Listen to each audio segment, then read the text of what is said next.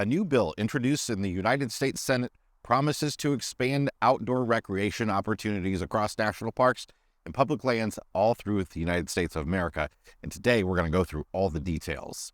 I'm Jason Epperson, and this is RV Miles. I'm coming to you from the shores of the San Francisco Bay on public lands to talk to you about public lands today and this new bill. There have been lots of pieces of legislation passed in the last few years supporting outdoor recreation in national parks in particular, and improving the maintenance backlog, providing lots of money for public lands to help fix all the issues that may exist on them. But most of those bills did little to adjust policy on public lands. And this new bill that has been introduced by Senators Joe Manchin and John Barrasso promises to do just that. It is billed as a bipartisan bill. Barrasso is a Republican and Manchin is a Democrat, though I think if most were honest, Manchin would be considered more like an independent. This bill is suggested to be revenue neutral, but it provides for opportunities. So we're going to get into all those different opportunities, but let me lay out the major things that this bill does before we dive a little bit deeper into them. The first is that it fixes or changes, I guess. I shouldn't say fixes, but to me it fixes the problem of filming on public lands. We've been talking about this for years now here. There has been a problem with filming on public lands and a disparity between commercial filming and non-commercial filming and all sorts of places where people cannot legally go out and film on public lands, especially in national parks, but also on U.S. Forest Service land, Bureau of Land Management land, without receiving a permit for filming if they want to make any money off of it, i.e. do it commercially. And nobody knows what commercially means. It sounds as simple as making money, but is uploading a video to YouTube where YouTube makes money off of it commercial, but you don't. Who knows? So this bill fixes a lot of that.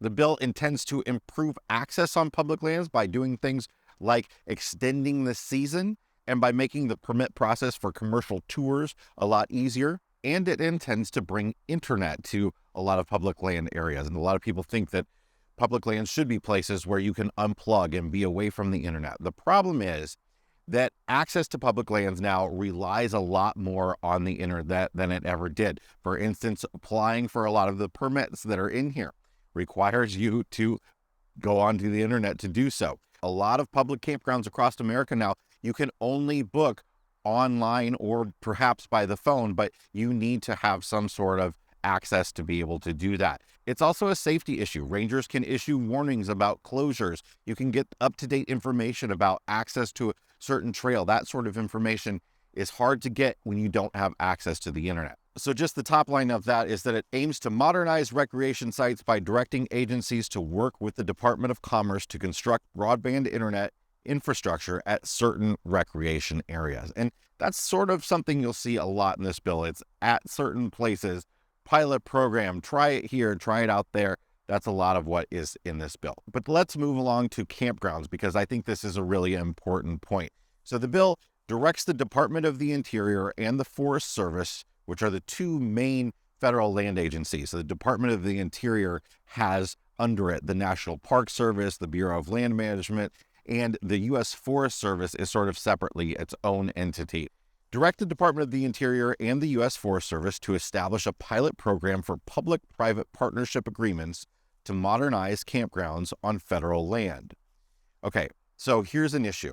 A lot of people support private entities running public campgrounds. And on its face, you can see the value of that. Company comes in, they put a lot of investment into a campground to sort of modernize it and bring it up to shape, and then they run it. And a lot of people will say that the government has no business being involved in hospitality. In fact, you probably wouldn't expect them to run one of the National Park Service lodges or something like that. The problem is these partnerships have largely been very problematic over the course of the last many, many decades. What happens is these companies really only want the most popular campgrounds. They only want the ones that are going to be profitable. And they take them over and they charge exorbitant fees. So if you go to Yellowstone National Park right now and you want to stay in one of the concessionaire-run campgrounds, you might be paying upwards of $90 a night for a campground in a national park. That's concerning to a lot of people because that's reduced public access by making it something that is only for people who have the ability to afford that. But I think more importantly, the thing that you should understand is that these concessionaire contracts over the decades have proven to be very difficult for the American people. What happens is these companies come in, they spend a lot of money on these facilities, and when their contract is up, you would think that would be the end of it. But no, the end of their contract, we, the people, owe them back the money that they spent on improving those facilities. So their contract ends. It's time for a new bidding process to take place. And either the federal government has to pay up that money, or the new bidder that wins the bid has to pay that money. And often what happens is neither one of those things. Nobody bids on it. And that concessionaire gets to now rebid on the contract that they already had, where they already are, for a lot less money. There have been many situations in the past where private concessionaires have held the government up for millions and millions of dollars over this, including at Yosemite National Park, where the concessionaire actually held the trademark to many of the popular names of locations in the park and didn't allow the National Park Service or the new contractor to sell any merchandise with it on it or even use those names in the park at all. The RV industry has been pushing hard for legislation like this over many, many years because they want public lands campgrounds to improve. They want them to be full hookups. They want them to be able to fit larger RVs. I am deep into the RV industry. I've covered it for many years. I have sponsors that are in the RV industry. We own an RV. We travel full-time in an RV. And I think that's a problem here. That is not something that I think most customers actually want. What we want is affordable, nice, clean campgrounds on public lands. We don't need tons of amenities. We don't want to pay a lot of extra money. And I think when you look at the list of different supporters of this bill that have been provided, most of them are commercial entities, and very few of them are entities that support the public interest. And that is one of the difficulties I have with this bill, because there are many other things that I really like in this bill. So let's move on to some of those. Support rural communities adjacent to recreation areas by providing technical and financial assistance to local businesses, including hotels, campgrounds, and restaurants, to support visitation.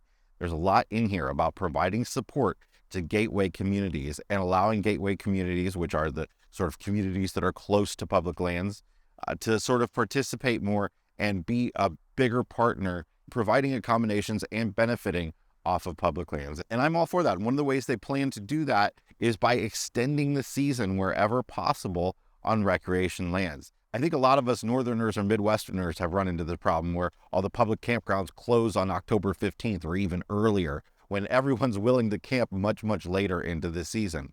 This bill is directing all these public land agencies to extend the season wherever possible. The bill ensures greater access and opportunities for activities like recreational climbing, mountain biking, and target shooting on public lands. It actually says that there should be a target shooting range at every district of public lands, and it directs the agencies to establish more bike-specific trails on the level of like a national trail.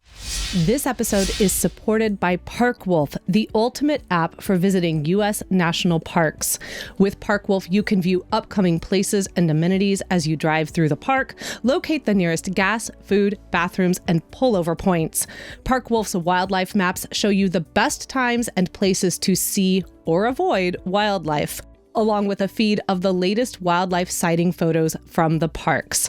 ParkWolf even makes it possible for you to view your live location and direction on official park maps while staying up to date on current NPS alerts and advisories. ParkWolf keeps working even if you lose service. To learn more, download the ParkWolf app for iPhone free from the Apple App Store today.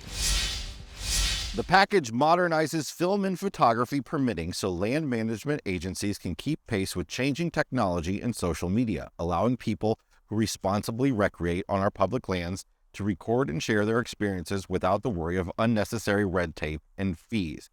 Essentially, it's going to allow anybody that is filming with a group of 7 people or under to be able to do it without getting a permit, as long as they're meeting certain criteria. Basically, they're doing stuff that the public would be doing otherwise. They're going out hiking on a trail. They're visiting Mount Rushmore and standing in front of it and chatting. They're not filming a scene for a movie with lights and equipment. They're not blocking off access to an area, anything like that. I think that's a great compromise. I almost might think that the bill went a little too far in freeing this up, but I'm not going to push that by any means. This was a real problem, and frankly, it's a real major freedom of speech problem. If you go back to the episode I did on this before, when the National Park Service filming rules were struck down and then they were brought back by a 3-panel judge who essentially decided that commercial filmmaking didn't have freedom of speech protections because it was the act of making the film, not the presentation of the film. So I think that is an element that still really needs to be looked at by the Supreme Court, whether these rules change or not.